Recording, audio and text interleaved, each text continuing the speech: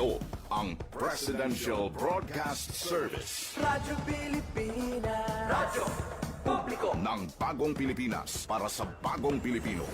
Naghahatid ng mahahalagang balita at impormasyon na guugnay ng pamahalaan sa sambayanan. Tulay sa himpapawid ng serbisyo publiko. Radyo Pilipinas. Radyo Publiko. Ang boses ng Pangulo. Sa Iloilo, Radyo Pilipinas. 585 AM. Philippine Standard Time, 2:13 sa hapon. Mga labing ulihi nga hitabo, hibaluon, mga hangkat at tubangon, mga bagay nga importante, aton ginahalungan, aton ginabantayan. Ululupod kita sa Bantay Banwa, Bantay Banwa, ang programa nga magatulong sa inyo sang labing ulihi nga balita, mga panugyan o kampanya para sa kayuhan sang tanan. Ikaw, ako, kita, Bantay Banwa. Mayong hapon Western Visayas, mayong hapon syudad kag probinsya sang Iloilo. Welcome sa pagpangalagad sa programa Bantay Banwa. Miyerkules edisyon kita, Mayo 27, tuig 2026. Programa nga magadulong sa inyo sa labing uling nga balita, mga panugyan kag kampanya para sa kayuhan sang tanan. Ining inyo alagad kag Anchorman Joseph Paul Noblesa Tarosa. Ululupod kita subong nga hapon diri sa Radio Pilipinas Iloilo. Mga kabinan sa aton nga mga balita nga patpaton subong nga hapon, mga kabinan ara subong sa pungsod Japan si President Ferdinand Bongbong Marcos Jr. para sa isa ka state visit kadungan sini ginasaulog man subong nga tuig ang 70 years ang diplomatic relations sa duha ka pungsod nga madugay na ginatagaan kung masiling naton nagahatag sang dako nga benepisyo sa Pilipinas.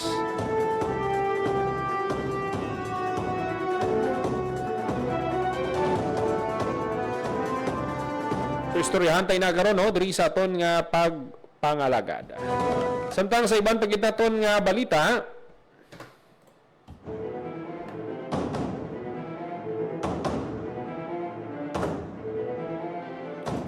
ang Department of Finance kag Bureau of Internal Revenue inlunsar ang taxpayer portal para sa large taxpayers.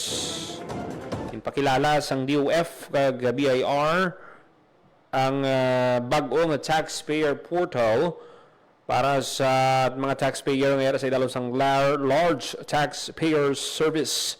Katuyuan sang TP portal nga imuon nga mas madasig, mas organisado ang pag-organize no or ang pag-govern sa sining or administer sang tax records kag mga transaksyon sang taxpayers pinagi sa isa ka digital platform. Pinaagi sa portal sarang na makita sa mga taxpayer ang ila registration details, file tax returns, tax payments, account ledgers kag makabaton sang system generated reminders para sa compliance requirements. Mapadasig man ang serbisyo sa gobyerno kag mabuhinan ang kabudlay sa mga Pilipino nga nagatransaksyon sa gobyerno. Amigid no, ang isa man sa nakita naton sini damo sa nagatransact sa BIR so mas mahagan-hagan, mas mapahapos, mas efficient pagid ang services ng government. Ang isa man sa nakita nato no nga we hope masolusyonan man ang magpila bala sang assistance no pila sa mga kauturan tang PCSO subong online na ang ila system kag magpangayo ka sang bulig online na ang pagtransact. Ang nakita naton sina ang sa mga portal ngani no sa mga innovations. We hope nga may guide pagid no ang aton nga mga kauturan paano ini access, ano bala ang pwede nila mahimo. Labi na nung mga senior citizen naton nga mga kauturan ngati ang iban sa ilaw ay gani guro katilaw bla uyat cellphone, ang iban mo'y gani gagamit sang cellphone. So, paano nila ina ma-access. So muna no dapat ma-educate anay ang aton nga mga kauturan before nga ma-launch no para ngati mas inclusive tanan maka-access sa sinang mga portal. Pero tinami gid ni Hindi ka na bala magpila, hindi ka na magpadulong sa opisina. Kumbaga, kung kumpleto man lang ang dokumento mo, pwede ka gidya ka dayon, ka padulong or ka access online, file ka dira, hindi ka na mabudlayan. Alam mo ang convenience nga ginahatag sang online transactions. Pero may utang ka sa katao, no? May utang ka kung maka-bank transfer ka, wala, tapos na. Bayad ka na sa utang mo. So, mga nga bagay, no? Mga simple nga bagay nga makapamag-ano sa mga transaksyon sa aton nga mga kauturan. Sunod kay BIR Commissioner Charlito Martin Mendoza, kabahin ng TP Portal sang Digital Transformation Program sang ahensya para ti mas manami pagid ang taxpayer experience, mapabaskog ang efficiency kang mainganyong voluntary compliance. Sunod kay Mendoza, pilot implementation pa lang ang sistema para sa large taxpayer services samtang padayon man nga ginapanami nga ginapasangkad ang portal sa ilalom sang modernization efforts sang BIR DARES. 19 minutos makaligid sa takna ang alas 2 sa hapon. Sa iban pagid naton nga balita,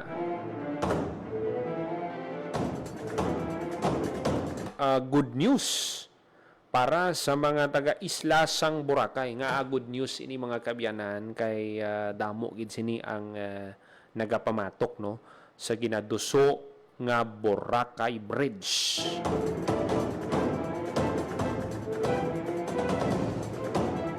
Kag ang nakuha naton sini nga update, ang San Miguel Holdings Corporation hindi na magpursu sang ginaduso nga Boracay Bridge project. Inyang gin-confirm ni Aklan Governor Joen Mira Flores. So, dugang nga detalye sina, no? Kuwaon ta karon sa report ni Hope Torrechante para sa mga dugang nga mga updates sina, no? Pero kung nakuya, hindi na kinanglan. Kaya nga, explain ko sa inyo. Everyday kita nagatabok sa Gimaras. Everyday kita nagatabok kag 15 minutes 20 minutes, ara ka na sa isla. Buenavista, o kung Hordan, kung Roro, kati, ara, dugay gid man mga 30 minutes to 1 hour, kati gahulat ka pa, kisagapila ka pa. Pero, ang katahom bala sang isla sang Boracay, kumbaga, damo gid yang maapektuhan ang mga fiber vessels. Nadumduman ko sang March, padulong kita dito, kita na to ng mga fiber vessels. May mga nakapaskil sa ilang mga fiber boats nga no to Boracay Bridge. Kaya sila gid ang una nga maapektuhan sini. So, nung matabo sa ila. Alam mo, ang modernization program sa DOTR, kundi kita magsala, pila pa lang ni katuig. Tiyang ibahan sina, pag ulang naka-invest, pinangutang pa na nila. Kaya bala mong napadasig ang modernization program sa natabo ang August 3, 2019 nga Iloilo Strait tragedy. Pila to ka individual ang nagkalamatay bala sa probinsya sa Iloilo Strait nga nagtalabok bala. Una to nga may mga nagkalamatay ang halin sa Parola pa Hordan, may mga nagkalamatay dito. Tapos may ara pagid sa nagtalabok Buenavista pa Hordan. Buenavista pa Parola, sorry. So, muna, gintutukan sa gobyerno ang modernization program. Kag dira mo makita nga nagdami na gid man ang mga vessels naton. Ang mga wooden hull, ginislan sang mga fiber vessels nga masiling naton part sang pag-modernize sang mga sakayang dagat. Kag ang Boracay sabat man sa panawagan. Tapos mapatukod kadira sang bridge. Gid damo gid yang nagapamatok. So kuwaon ta sining detalye karon, no? Pakikangot lang kita, no? Kuwaon tang detalye sini sa report ni Hope Torrechante.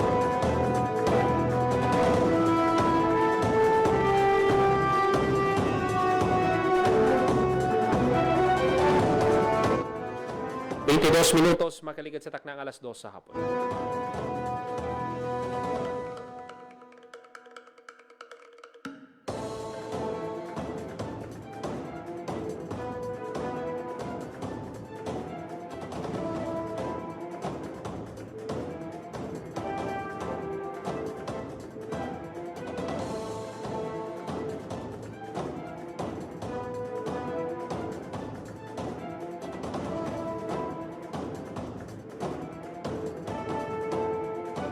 Mga kabayan, tuhoy sa sining development no sa Boracay Bridge. Kuwantang detalye sa report ni Hope Torrechante. Radyo Pilipinas, report.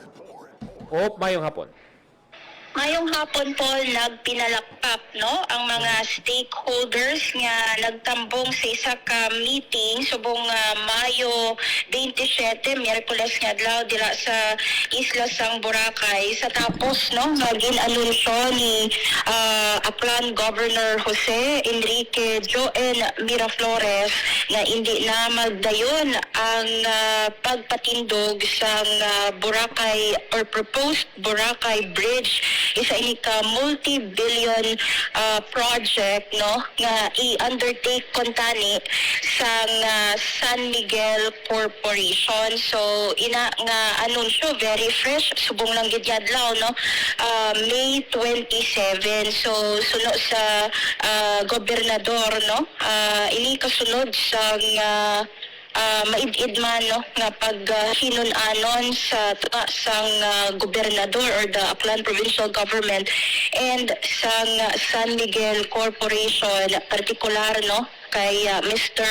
Ramon Ang. So kay Governor Miraflores na batian na basa sa San Miguel Corporation ang mga hinaing ukon ang mga opposition no sa balaan man naton Paul no social media madasig no nga mabalaan mabasahan kang tagdumalahan ang mga opposition and also mga sentiments no sa mga pumuluyo ilabi na gid ang mga locals no dira sa Isla Sang Boracay.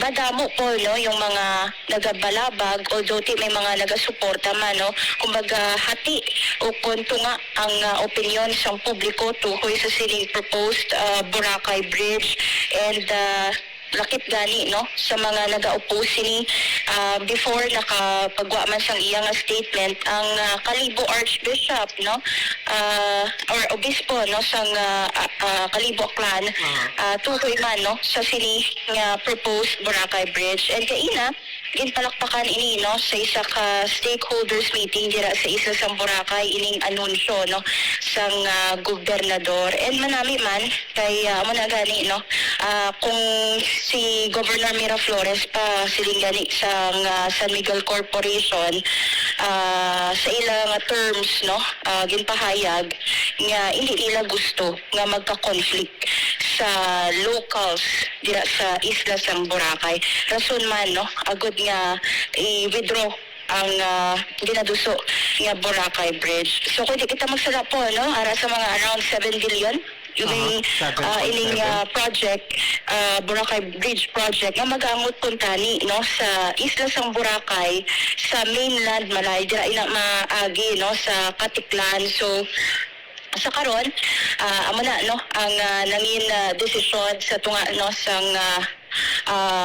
San Miguel Corporation and gin-announce no ni Aklan Governor Jose Enrique Miraflores. Actually ara man kaina sa Sinapol no or sa meeting ang ibang mga opisyal sa Aklan kangay kay Congressman Joven Miraflores nga malang amay no and also kay sangguni ang panlalawigan Boy Kimpo no so ara sila kaina sa pag-anunsyo sang gobernador sa withdrawal sining proposed Boracay Bridge Paul. Wala mo hope kadamo gid sang nagapamatok no ulmalin sang nagwa ining update bala ngati madayon na ining ginaduso nga pagpatukod sa Boracay Bridge. Pero ti galing damo gid yang nagareklamo kag ti bisan ang mga lokal nga opisyales mabaskog ang ilang pagpamatok kag ti mayuman kay ti gin pamatian ang ining panawagan nila.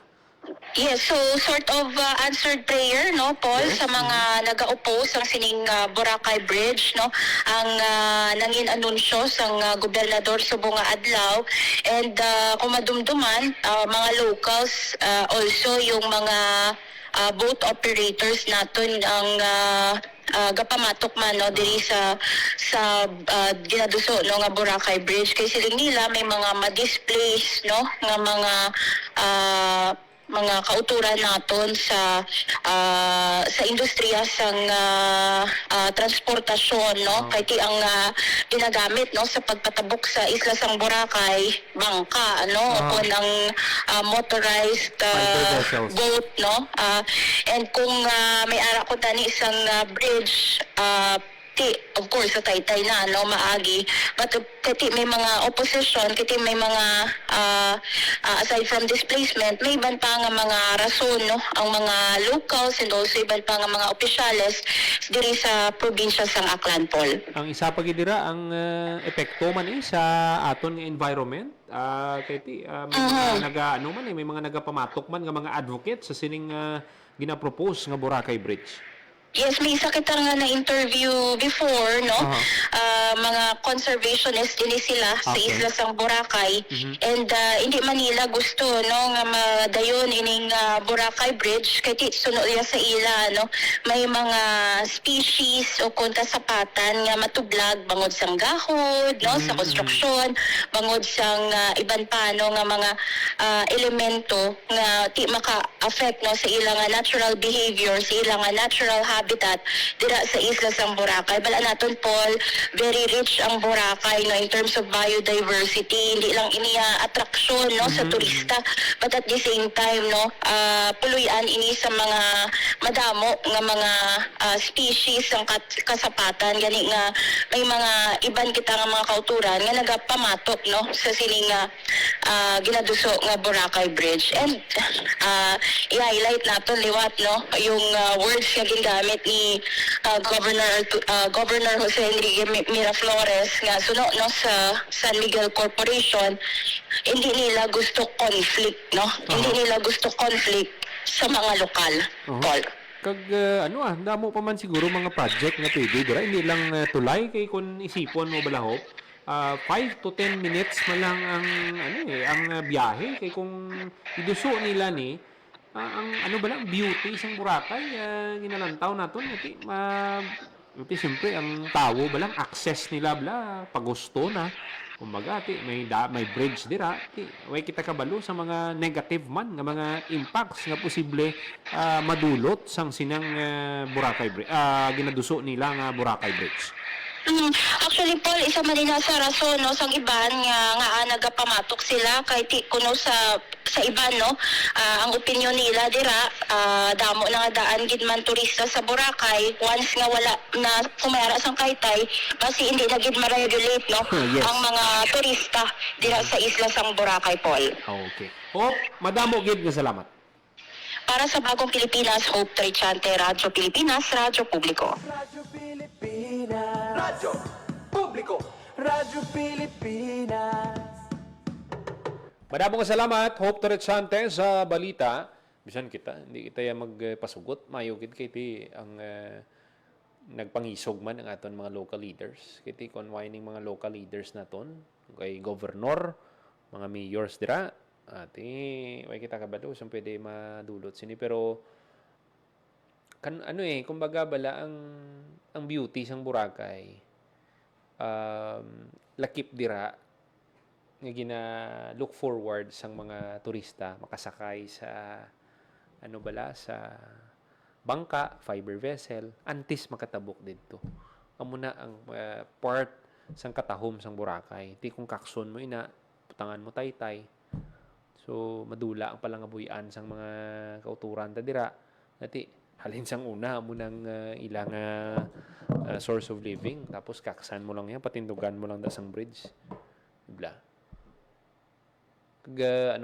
Nami gid nga balita kag siling ganin ni Hope answered prayer gid ni sa mga taga-Aklan kag siyempre sa mga taga Boracay. Balan mo ang Boracay nakakadto ka to first time for example, first time. Pagpuli mo nagapaminsar ka nga hopefully makabalik ako.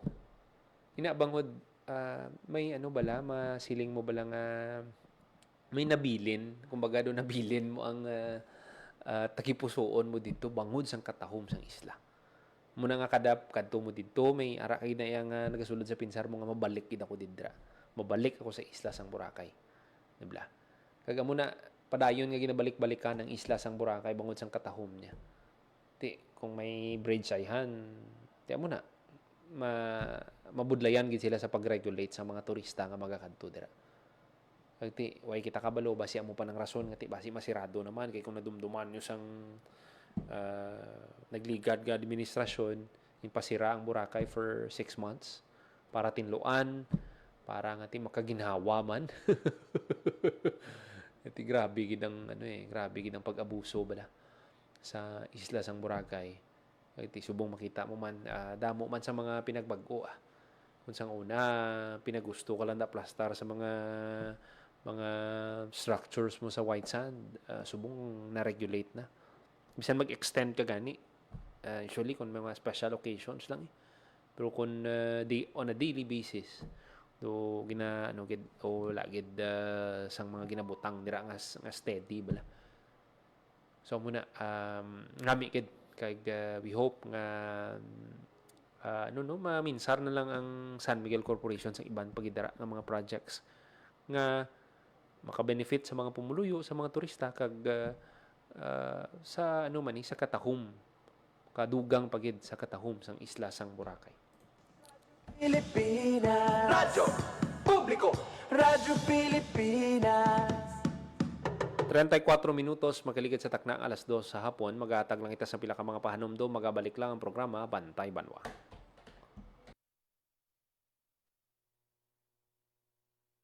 Time to celebrate kulturang Pinoy. Tradisyon, musika, sining, literatura at iba pa. Anything and everything fun and Filipino. Ito ang Pinoy Kultura. Kilala mo ba ang The Rockefellers? Ang pinakaunang Pinoy musical act to land a spot in a prestigious US music chart. The Rockefellers is composed of 4 brothers, Antonio, Junior, Eddie, and Albert, and their father, their pops, Moro Maligmat. Pasok sa number 16 ng Billboard Hot 100 ang kanilang kantang Killer Joe. Killer Joe, go! Holding her so tight. That was in 1963. Halos 5 dekada pa ang lilipas for a solo Filipino act to surpass this feat. This is when Charis Pempenco's self-titled album debuted at number 8 on Billboard's Top 200 albums. Yan ang Pinoy Kultura because our culture is cool. Game, 1, 2, and... Pahatuhon, balikat ulo, kita kwetan, may wangat sus. Huwag mong titigan ang hindi sa'yo at maging disenteng tao. Pare, ang catcalling ay isang uri ng sexual harassment. Di biro ang sexual harassment at di nakakamacho ang pang-aabuso. Isang paalala mula sa Philippine Commission on Women at ng himpilang ito. Maging fuel efficient. Planuhin ang bawat biyahe para iwas traffic. Mag-carpool para sa mababang carbon footprint at emission. Tipid na pamasahe, may savings ka na aabot sa 10%. This is a public service announcement from the Department of Energy and this station. Time to celebrate kulturang Pinoy. Tradisyon, musika, sining, literatura at iba pa. Anything and everything fun and Filipino. Ito ang Pinoy Kultura. Ang abacada, sounds that make up Tagalog words, pagbigkas at pagsulat ng mga titik o letra sa Tagalog, the basis for our national language. Steam It, Panahon TV, Tagalog Lang, Metro Scene, and Wiki dig into its evolution. Records start with the baybayin, the alphabet used by the early Filipinos in the 1600s. From the Tagalog root word baybay, meaning to spell, baybayin was apparently derived and influenced by Indic and Javanese scripts. There was also the alibata. Paul Rodriguez Versosa named that in 1914. Was based on the Arabic alphabet from the Maguindanao Moros, but was modified when the Spanish came. The Spanish introduced the Latin and Spanish alphabet called abecedario, the original alphabet of the Catholicized Filipinos. You could say the Romanized version of baybayin. Then the Americans came and introduced the English language and its 26-letter alphabet. Because there was fear of losing the abecedario, the government ordered the adoption of a Tagalog-based national language. They also wanted a dictionary and grammar book. That's where writer and former Senator Lope K. Santos comes in. In 1939, he developed ang Balarila ng Wikang Pambansa. Abacada. Abacada became the national alphabet from 1940 to 1976. Noong 1976, ang Department of Education, Culture and Sports ay nag-issue ng revised alphabet. Dinagdag ang mga letrang C, CH, F, J, L, N, Q, R, R, V, X at Z. They called it Enriched Alphabet or Pinagyamang Alpabeto. More tweaks follow, and in 1987, the Filipino alphabet was published yet again with 28 letters. What you'd recognize is our modern alphabet. 26 letters from the Latin alphabet and the Spanish N or Enye and NG or Nang.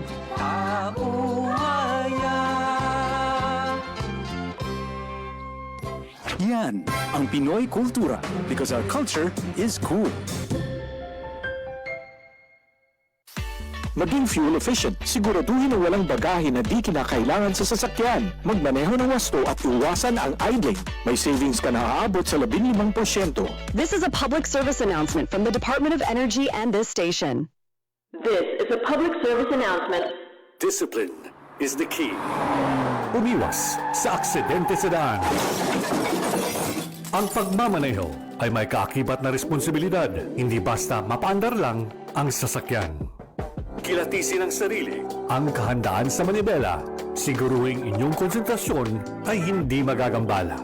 Importante rin na ating laging isipin. Init ng ulo ay huwag pairalin, bagkus kaligtasan ng lahat ang siyang dapat unahin. Isang mahalagang paalala Mula sa Presidential Broadcast Service at Radyo Pilipinas, Radyo Publiko, 738. This is a public service announcement. Public service announcement from PBS, Presidential Broadcast Service At Radyo Pilipinas, Radyo Publiko, 738. Maging fuel efficient sa regular na preventive maintenance, malinis na air filter, fuel injectors at engine oil, may savings ka na aabot sa 2%. This is a public service announcement from the Department of Energy and this station. Sana'y tiyakin ng mga magulang kong maipanganak akong malusog. Kumain si nanay ng masustansyang vitamin A panlaban sa impeksyon. Para din sa mata, balat, bumbunan at mga buto. Ayon, pampabuhay ng dugo at muscles. Ayodin, pang-iwas sa komplikasyon at pagiging abnormal. Importante din ang check-up kay doktor. Kasi healthy nanay, ganda buhay.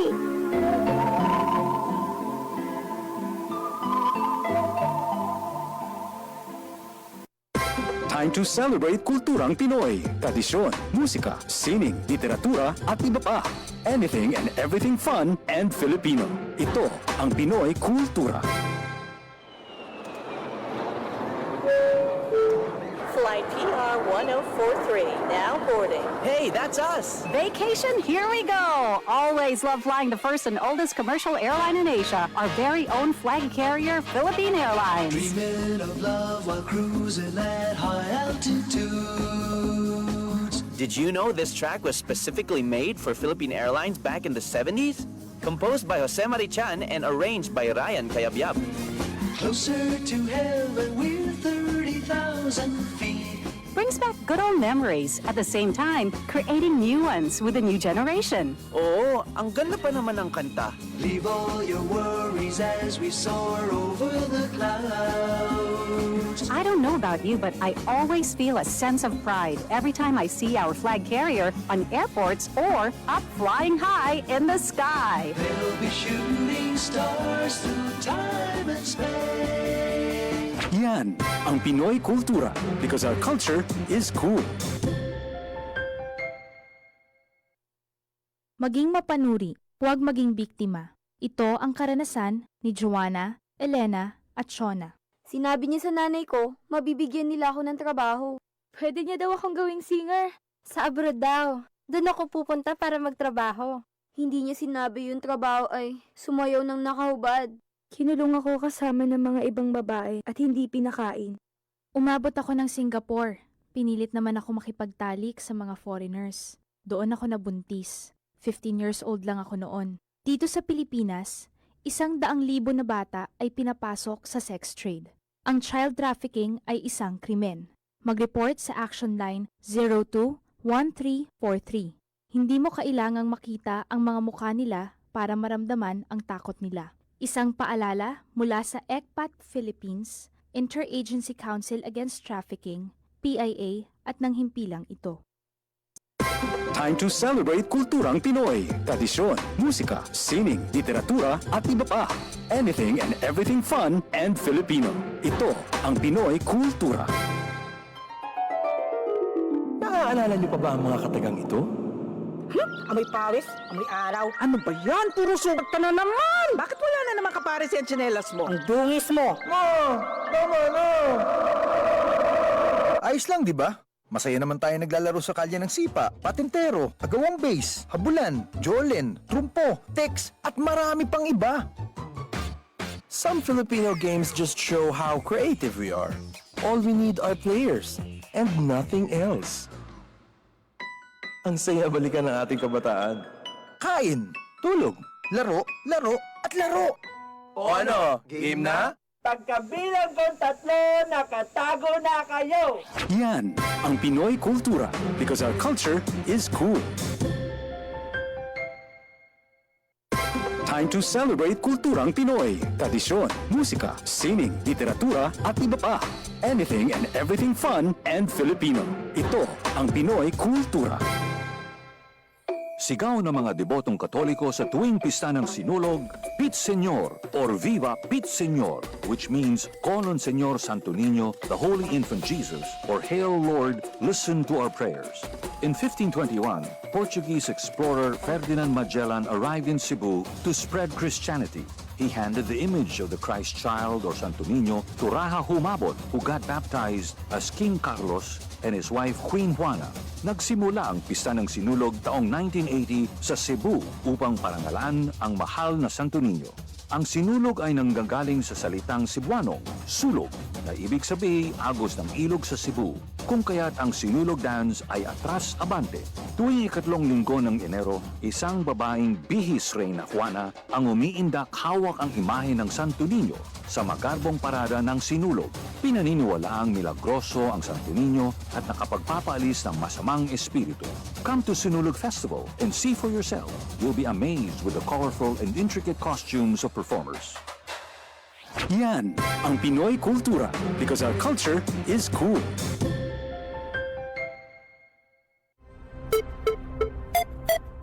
Ang violence against women and their children o VAUC ay isang krimen at hindi isang pribadong usapin lamang.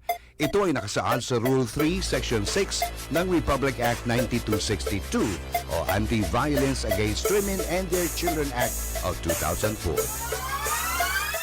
May obligasyon ako, ikaw, tayong lahat. And vow now. It's our duty.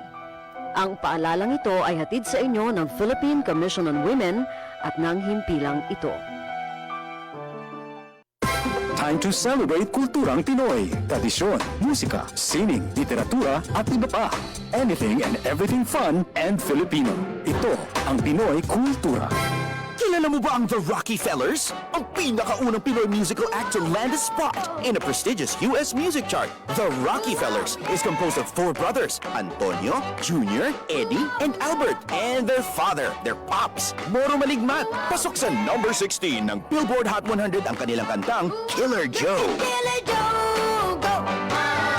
Holding her so tight. That was in 1963. Halos 5 dekada pa ang lilipas for a solo Filipino act to surpass this feat.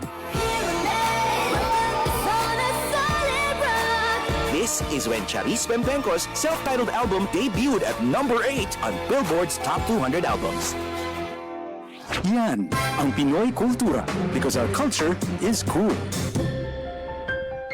47 minutos magkaligid sa taknang alas 2 sa hapon. Padayon ka mga nagapamati diri sa gyapon sa programa Bantay Banwa. Radyo Pilipinas. Radyo Publiko. Radyo Pilipinas. Sa ibang panaton nga balita, mga kabiyanan, ang isa ka lalaki nga nagaduso sa illegal nga droga na dakpan sa bypass operation sa Barangay Poblasyon Norte, Balasan.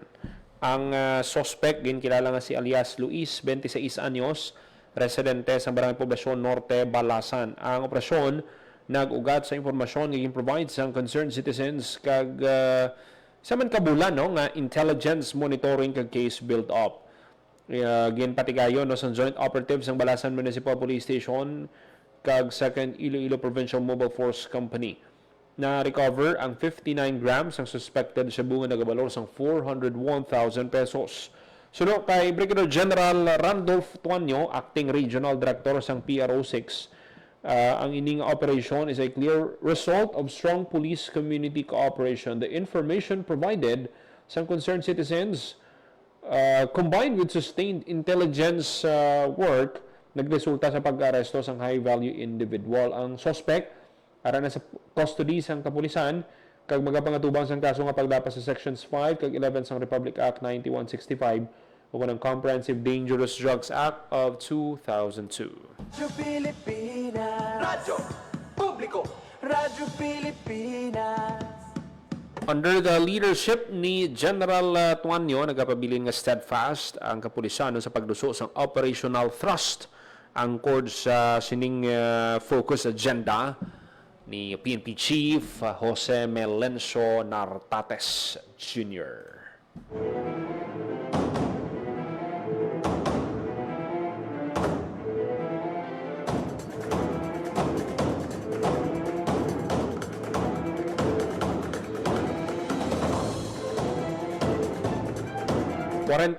minutos magaligad sa takna ng alas 2 sa hapon.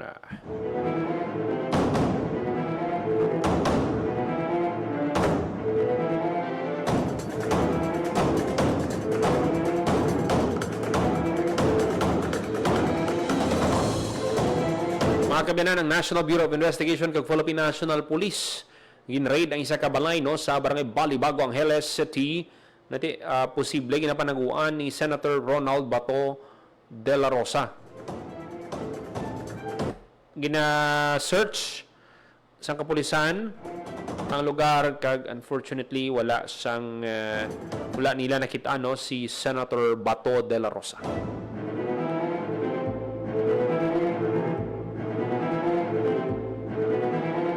Minutos magaligid sa takna ng alas 2 sa hapon ng iban pagid nga mga balita patpato na sa masunod nga edisyon sang programa Bantay Banwa. Ginapsalamatan tang aton mga kaupdanan sa technical side sa studio, Engineer Roy Louis Kaipang sa transmitter, Mr. Jeffrey Betita. Para sa Bagong Pilipinas, Joseph Paul Noblesa Tarosa, Radio Pilipinas, Radio Publiko. Ang inyong tulay sa himpapawid ng